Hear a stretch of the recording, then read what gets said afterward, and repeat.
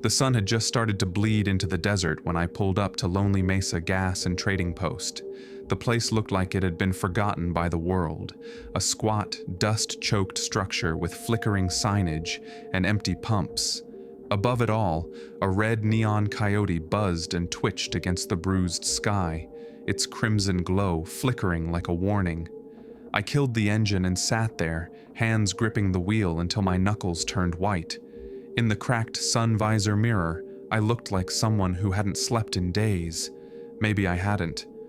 I reached into my jacket pocket and touched the photograph tucked there, Kara and me on the boardwalk, grinning like we had the world ahead of us.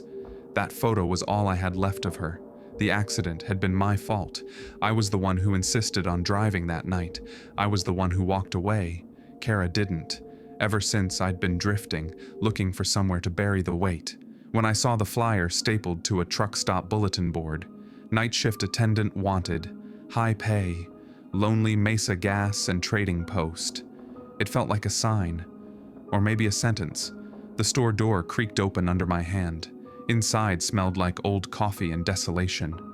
Fluorescent lights buzzed overhead, their sickly hum settling into my bones. Behind the counter stood a man with silver hair and canyon-deep wrinkles. He watched me with eyes the color of dusk. "You Morales?" I nodded. Ava Morales. "Thomas Gray Eyes," he said, extending a hand, calloused like sun-baked wood. "Owner, you sure you want this job?" I managed a shrug. "I need the money." He studied me a beat too long, then nodded toward the counter. "Let's go over the basics." The orientation was quick. Register, pumps, camera feeds, the bulletproof glass booth in the back. I listened, nodded, asked no questions. But I noticed how often his eyes drifted to the windows, to the falling dark. "You lock the door at midnight sharp," he said suddenly. Not 1 second later. I blinked. "Okay." He reached beneath the counter and handed me a yellowing piece of paper, folded and creased. Rules, written in neat, shaky cursive. You read these. You follow them. No exceptions. The list was short but strange. Lock up at midnight sharp. No one enters the store after 12 a.m. Do not open the door for anyone, no matter who or what they appear to be. Voices in the dark lie. If you hear your name or any voice calling from the empty desert, do not answer and do not leave the station. The watcher hates light. If the fluorescent lights flicker 3 times in a row, immediately burn the sage bundle behind the counter and pray until the lights steady. No children here. Should you see any child alone outside after midnight, do not let them in. They are not what they seem. I looked up, half expecting a smirk, but Thomas's face was carved from stone. "You think I'm kidding?" he asked. "No," I lied. "Is this, like, some kind of test?" "It's survival," he said. "Out here, the night has its tricks. Stick to the rules, and it'll leave you be." He turned without another word and walked to the door. I followed him out, watched him drive off into the twilight, the dust of his tires swallowed by the dark. The red coyote buzzed above me. I locked the door. Midnight was coming, and I was alone. I locked the front door at 11:59 p.m., the deadbolt clunking into place with a metallic finality that made my stomach twist. Midnight struck, and the station fell into a silence so heavy it felt rehearsed. I stood behind the counter, fingers brushing the folded rule sheet in my pocket. I told myself it was all superstition, a ritual Thomas used to keep kids in line. The desert pressed against the windows, vast and unmoving. I turned on the radio, an old knob-style job perched on the shelf behind me. Static greeted me before a country song wheezed through. I kept it low, more for company than anything else. Fluorescent lights buzzed overhead, casting long shadows across the linoleum. I busied myself, straightening shelves, restocking beef jerky and expired gum. A rack of dusty postcards leaned sideways by the door. The security monitors played their loop. 4 grainy views of the pumps, the parking lot, the desert road, and the back entrance. Nothing moved. Still, I kept checking them, every few minutes, just in case. Around 12:30, headlights rolled up. A dusty rig eased beside pump 2. The driver didn't get out right away. I watched him on the monitor, half hidden in shadow. Finally, he stepped out, a tall man in a ball cap, shoulders hunched. He walked to the service window. I slid behind the booth glass and tapped the intercom. "Need gas?" He nodded once. "Fill her up." I flipped the switch for pump 2. As he fueled, I watched the monitor. Just as he turned back toward the truck, the screen flickered. Static lines danced, then cleared. For a moment, I saw it. His shadow, too long, spidery, like a marionette stretched by invisible strings. I blinked, and it was gone. Just a man climbing into his truck. My breath hitched, probably a glitch, a trick of the light. I didn't believe myself. After he left, the quiet returned. A quiet too clean. I leaned on the counter, eyes stinging. Then the radio cut out, static again. I leaned closer. Buried in the hiss was a sob, high and keening, a woman crying. It vanished as suddenly as it came. The chip rack beside aisle 3 collapsed with a crash. I jumped, heart battering my ribs. I hadn't touched it. No wind had blown through. I checked the monitor. On the desert-facing cam, a blur passed the window. Too quick to see clearly, too real to dismiss. I needed answers. In the office, I rifled through drawers until I found a battered logbook, pages curling, ink smudged. The entries spanned decades. Handwriting changed, but the stories didn't. Voices in the vents again, said my name. Kid outside the door, no whites in his eyes, didn't let him in. Eliza gone, I hear her voice in the well. My throat tightened. I turned the page. A photo slipped out. Faded Polaroid of a girl, maybe 5 or 6, sitting on the station counter. Her smile didn't reach her eyes. I returned to the front. The neon coyote outside was flickering, spasming in red light. I locked eyes with its buzzing glow, then looked past it. Nothing moved in the desert, but something was watching. I could feel it in my bones. I pulled the rule sheet from my pocket and smoothed it flat. No longer just instructions. They were commandments, a line between life and something worse. I was in this now, whatever this was, and something was just getting started. It was nearing 2 a.m. when the knocking began. Soft at first, a gentle rattle, like tiny fists on the glass door. I froze where I stood, halfway through reshelving a row of canned beans. The knock came again, louder this time, persistent. I turned toward the front, and my heart snagged in my chest. A child, alone, standing just beyond the glow of the pump lights. He couldn't have been more than 8, maybe younger, pale face, bowl-cut hair. A red windbreaker zipped up to his chin, the sleeves too long for his arms. He looked like he'd been pulled from another decade entirely. He was shivering. He met my gaze, and I stumbled back a step. His eyes were wrong. No whites, just solid black, depthless. Rule 4 seared into my brain. No children here, do not let them in. They are not what they seem. He placed his small hands on the glass and peered in. His voice was muffled, like someone speaking through water. "I'm cold. Please, I'm lost. Please, let me in." I didn't move. My muscles refused. My instincts screamed to help him, but the fear rooted me to the floor. The boy tugged on the locked door. His breath fogged the glass. "Please, miss, I need help. I was in a car and it crashed. I can't find my mom. It's cold. Please, ... Tears welled in my eyes. I bit down on my knuckle so hard I tasted blood. I shook my head slowly, forcing the words out. I can't. I'm sorry. I can't." His expression shifted in a blink. The sorrow drained from his face, replaced with something ancient. A knowing sneer twisted his lips. "Liar," he whispered. He stepped back and, without a sound, vanished into the dark. Literally vanished. I rushed to the window.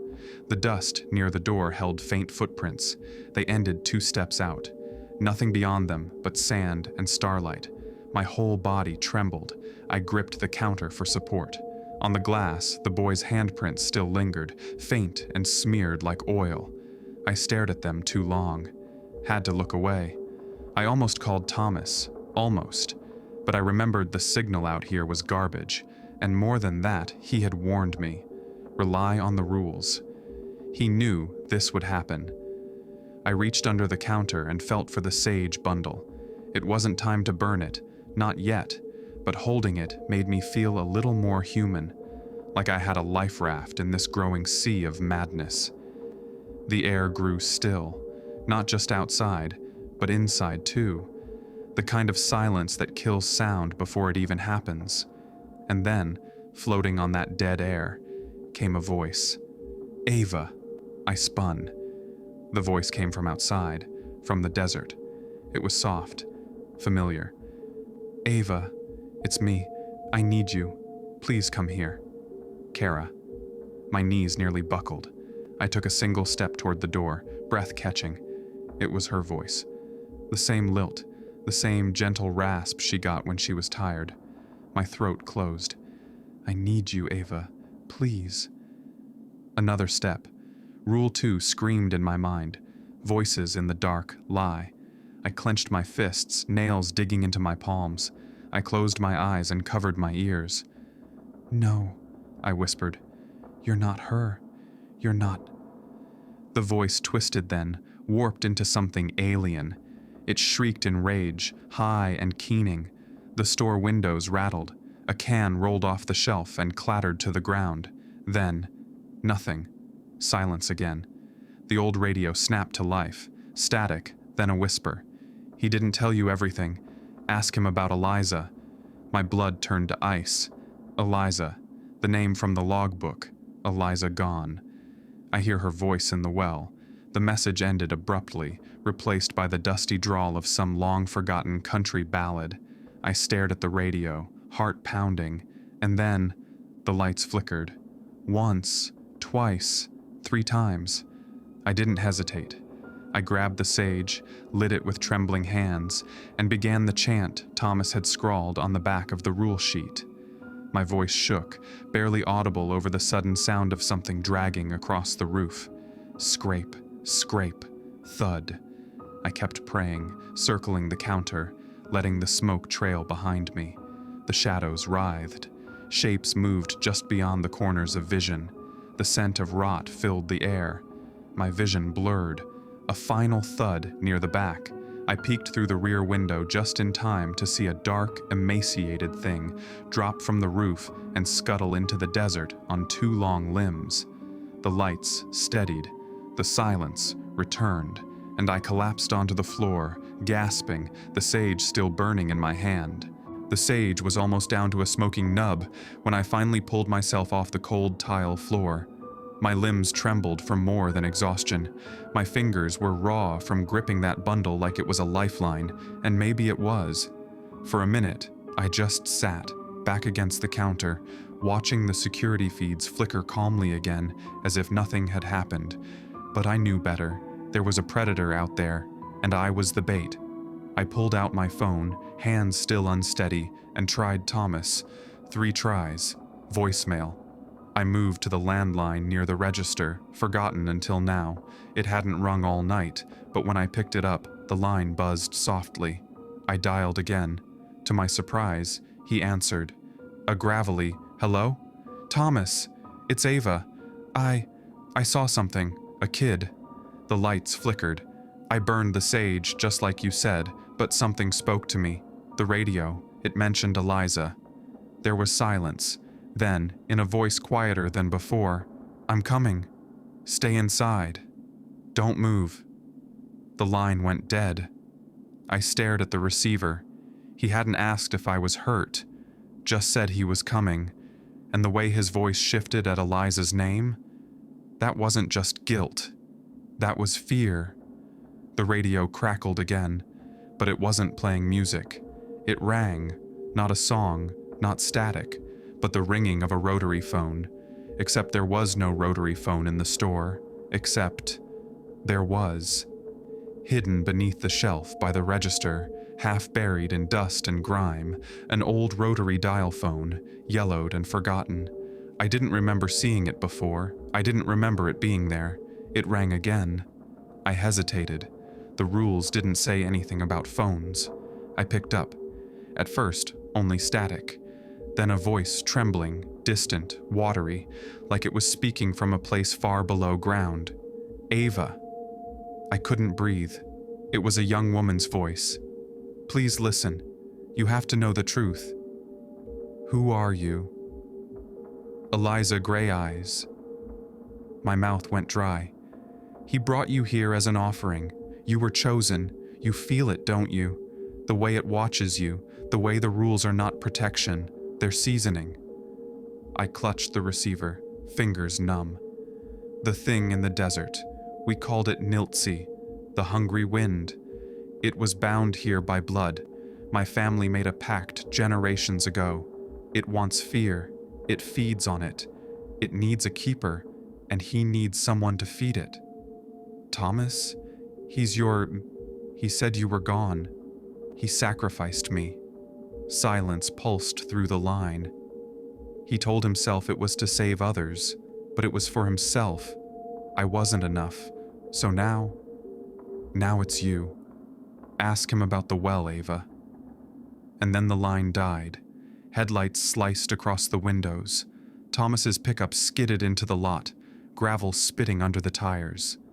I stepped out of the booth and watched as he emerged, slower than I expected, gun holstered at his hip, and a canvas sack slung over one shoulder. He let himself in with a key, locked the door behind him. Are you hurt? He asked. I didn't answer. Eliza called me. His eyes flashed, then dimmed. She told me about Niltsi, about the pact, about the well. He sighed, heavy, defeated. Then you know. He sat heavily on the stool behind the counter, the sack thumping beside him. You deserve the truth, he said. My grandfather made the deal. A drought, people starving. Niltsi offered power, protection, in exchange for souls. Our family became its stewards, one per year, one offering to keep it sated. Eliza? His eyes welled. I tried to end it. I stopped giving. I thought maybe it would move on, but it took her, my daughter, my child. It punished me, and then I knew I had to start again. He looked at me, not with hatred, but with resignation. You were lost, hurting. I thought maybe it'd be kinder, cleaner. I gave you the rules to keep you just long enough, just afraid enough. It needs you scared. It's close now. He reached into the sack. Rope. I'm sorry, Ava. After you, I'm done. My family's done. I backed away, fast. But he was faster. He grabbed my arm, the rope looping quick around my wrists. Please, I gasped. You don't have to do this. He wouldn't meet my eyes. Outside, the desert trembled. Something had awakened, and it was hungry. The world narrowed to the scrape of rope and the thud of Thomas's boots on hard-packed sand. He'd dragged me behind the station, through a narrow alley of stacked tires and rusting propane tanks. The desert yawned open behind us. I fought every step, wrists bound to the coarse rope, breath sharp in my throat. You don't have to do this, I whispered, my voice barely carrying over the rising wind. He didn't answer. The silence between us felt older than either of us, heavy with generations of blood and dust. I saw where he was taking me before we reached it. An ancient well, its mouth a rusted iron hatch ringed by sun-bleached bones and broken stone. He tied me to a metal loop welded into the side, tethering me like livestock. Then he opened the hatch. The smell hit first. Rot and iron. A deep, earthy wetness, like a wound that had never scabbed over. From within came a faint sighing, as though the pit itself breathed. Behind us, things stirred. In the darkness just beyond the station lights, silhouettes slinked and twitched, long limbs, eyeless faces, limbs moving like insects, mimicking men. I couldn't see them clearly, but I knew. The thralls. What Niltsi made of the devoured, they were waiting. Thomas began to chant. It was a low, rhythmic murmur in a language I didn't know but felt in my bones. each syllable scratched at the inside of my skull. I twisted against the rope, panic flooding me, but the knot was solid. Then the hallucinations began. Or maybe not hallucinations. I didn't know anymore. Kara stepped from the shadows. She was just as I remembered her in the wreck. Blood crusted on her temple, her shirt torn, eyes glassy. She stared at me, tears streaking her cheeks. "Why did you live, Ava?" I couldn't speak. My throat was a knot of grief and terror. "You left me. You promised we'd get out of that town together. You promised." "I didn't know," I choked. "I didn't think the road would—" But she was already fading, her mouth stretching unnaturally wide in a scream that never reached my ears. Then my father appeared. He'd been gone since I was 15. Now he emerged from the dark with empty eyes. "You ran from everything," he said. "Even us. We needed you, and you vanished." Behind him came more ghosts. My old therapist, teachers, the kid I used to babysit, all blaming, all echoing the same chorus. "You ran, you ran, you ran." I squeezed my eyes shut. My wrists bled from the friction of rope against skin. I dug my heels into the dirt. "You're not real," I hissed. "You're not real." The voices shifted, warped into laughter, then shrieking wind. I opened my eyes. The well glowed faintly from below. Two pale lights blinked open in the pit, eyes, impossibly deep and wide, staring up at me. Thomas had finished his chant. The wind howled louder, warm and sharp with sand. Around us, the thralls moaned, spines arching as if in reverence. One of them, the boy from earlier, crawled forward, mouth yawning open to reveal rows of teeth like a shark. He smiled at me with those pitch-black eyes. "I don't want to die," I whispered. And then, through the maelstrom of whispers and sobs, a voice cut through. "Eliza." The station's radio, which Thomas had dropped nearby when he tied me, crackled with static. Then her voice. "Ava." The necklace, around his neck. The token. "Break it." I looked at Thomas. Hanging from a cord around his neck was a small clay amulet, etched with symbols that pulsed faintly in the dark. My heartbeat roared in my ears. That was it. The key. The tether. I shifted, grinding the rope against the rusted metal ring. It bit into my wrists, but the fibers frayed. Thomas stepped to the edge of the well, holding a burning sage bundle laced with something blacker, smokier. A final offering. Niltzi rose. Not fully, not yet. But a clawed hand emerged, made of shadow and ash, dragging itself into our world. It reached for me. The thralls screamed in glee. "No," I said. With a savage pull, the rope snapped. I was free. My wrists burned. My mind buzzed with screams, but I was moving. Thomas turned, surprise flashing in his eyes. I saw fear there, for the first time, and I knew I had one chance to end this. I lunged before Thomas could react, scraping up a jagged shard of glass from a broken bulb, littering the ground near the well. My hands were slick with blood and dirt, but adrenaline cut through the pain. I slashed at him, a desperate, wild arc. The glass caught his forearm, and he recoiled, staggering back with a cry. His grip loosened on the sage bundle. It fell, still smoldering, rolling toward the well. Niltzi's claw crept higher from the pit, charred bone wrapped in gauze-like shadow, trembling with hunger. The wind whipped around us, tearing at my hair, lifting grit into my eyes. I didn't care. I launched forward, driving my knee into Thomas's gut. He grunted and buckled, and then I saw it. The talisman. Clay, etched with swirling, twitching lines. It shimmered faintly, like it was alive, reacting to Niltzi's arrival. "This ends now!" I screamed, yanking the necklace from around his neck. He howled, scrambling after me, but I was already moving. The thralls around the clearing shrieked, their forms convulsing as if sensing the chain's absence. Niltzi let out a thunderous moan that made my ears ring. I hurled the talisman into the well. It disappeared into the dark. Then I scooped up the burning sage bundle. "For Eliza," I whispered, and I threw it after the amulet. The moment the fire touched the depths, the well erupted, not with water, with light. Blue-white fire surged from the pit, spiraling upward like a geyser of holy flame. It blasted Niltzi's half-emerged form, illuminating it in terrible detail, a massive, malformed thing of shifting bones and smoke, faces flickering in its chest like trapped spirits. The wail that followed shattered the night, a chorus of human screams layered over something inhuman. The thralls scattered like roaches. Some evaporated where they stood, unraveling into particles of ash. Others fled into the desert, keening. I was thrown back by the blast, skidding through sand and gravel. My head cracked the base of the mesquite tree. Dazed, I blinked through the glare. Thomas was on his knees at the well's edge, screaming, "You fool! You don't know what you've done." He reached toward the flames, as if to pull the talisman back. Niltzi responded. A second jet of fire burst upward. It enveloped Thomas in one clean flash. His scream cut off instantly. When the flames died, nothing remained of him but a blackened scorch mark and drifting embers.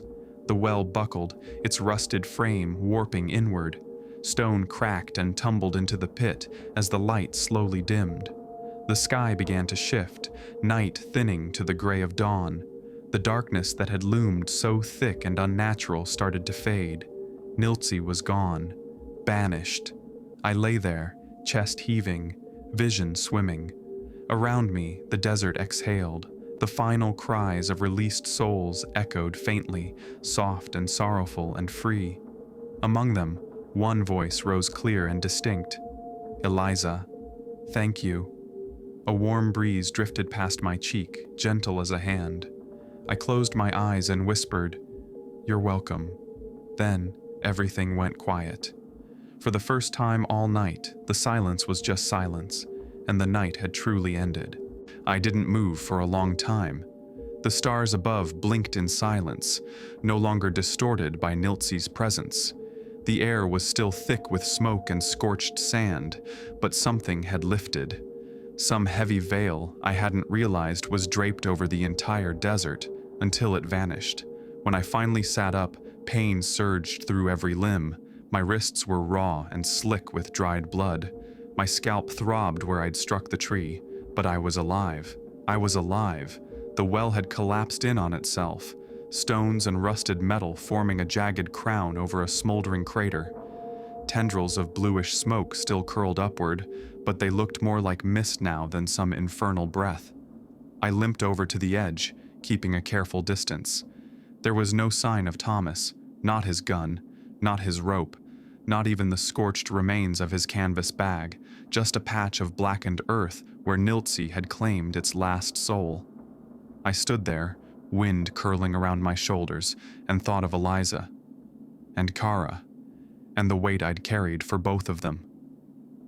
I made my way slowly back toward the station, legs barely obeying me. The neon coyote sign had stopped flickering. In fact, it was dead now, the red tubing dark and inert. The store looked just as it had when I arrived, only older somehow, empty, hollowed out. Inside, I gathered my things, my backpack from behind the counter, my jacket, my photo of Kara, miraculously still tucked in the inside pocket. I picked up the crumpled rule sheet too, its edges burned, corners stained with ash and sweat. I folded it once and slid it into my bag. A keepsake, maybe. A warning. Near the register, something fluttered on the floor. A Polaroid, the same one I saw in the logbook. Eliza on the counter, smiling, but now, in this light, I noticed her eyes. They weren't afraid. They were resigned. Like she knew even then that something dark would come for her. I pocketed the photo. I didn't owe anyone an explanation, but I knew the fire and the lights would draw attention. So I wrote a quick note on an old receipt. Gas leak. Explosion. No casualties. It was lazy, vague, but I figured whoever showed up wouldn't be too eager to poke around the desert long. By the time I limped to my car, the sky had begun to soften. Hints of purple and gold bloomed on the horizon. The wind was cool and dry. The first real breeze I'd felt in hours. I slid into the driver's seat and took one last look at the station. Lonely Mesa Gas and Trading Post stood in silence. The light above the pumps was out. The dust had already begun to reclaim the pavement. It would be swallowed soon, like everything else in the desert. I turned the key. The engine sputtered, then caught. I drove. Mile after mile, the sand turned pink under the dawn. In my rearview mirror, the station disappeared behind a rise. Just another ghost story buried in the dust. I thought I'd feel relief, but what I felt was release. I would carry this night forever, its scars, its warnings, the moment I nearly became something lost and how I fought my way back. Somewhere along the road, I rolled the window down. The breeze tousled my hair, and faintly, just once, I heard her voice, Eliza's voice, soft and grateful, carried by the wind. "Thank you." I smiled. A small, tired thing. "You're welcome," I said, and then I drove into the sunrise, the hungry wind behind me, and whatever came next, wide open and waiting.